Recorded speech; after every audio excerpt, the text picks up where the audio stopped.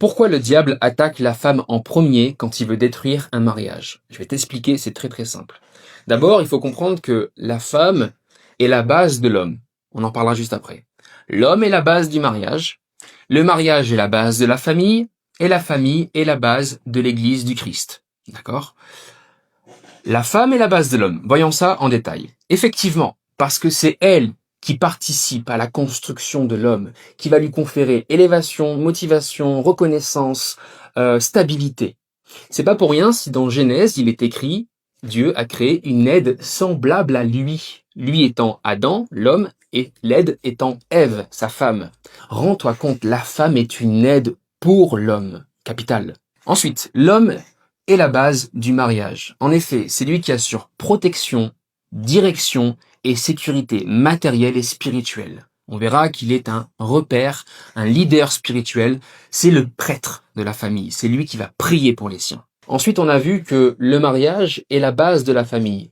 Parce que pour construire une famille, il nous faut un mariage, du moins un couple. Mais le mariage fait que on est engagé, d'accord? Le rôle du mariage, c'est de nous promettre la vie jusqu'au bout, d'accord? Et plus le lien entre les deux partenaires, dans le mariage est sain, plus les enfants se porteront bien.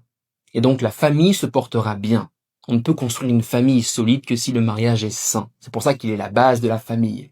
Et à l'inverse, plus le couple est instable, plus l'environnement que l'on va créer sera instable. Et ensuite, je t'ai partagé que la famille est la base de l'Église du Christ. Parce que pour créer une église, donc une communauté, on a besoin de plusieurs familles. La famille, c'est la première cellule spirituelle. Parce que la transmission des valeurs se fait d'abord à la maison.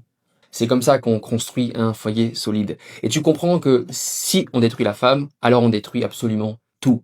L'homme, puis le mariage, puis la famille, puis ensuite l'Église. Eh ouais. Malheureusement, aujourd'hui, dans la théologie chrétienne, on enseigne très peu le rôle de la femme et beaucoup le rôle de l'homme.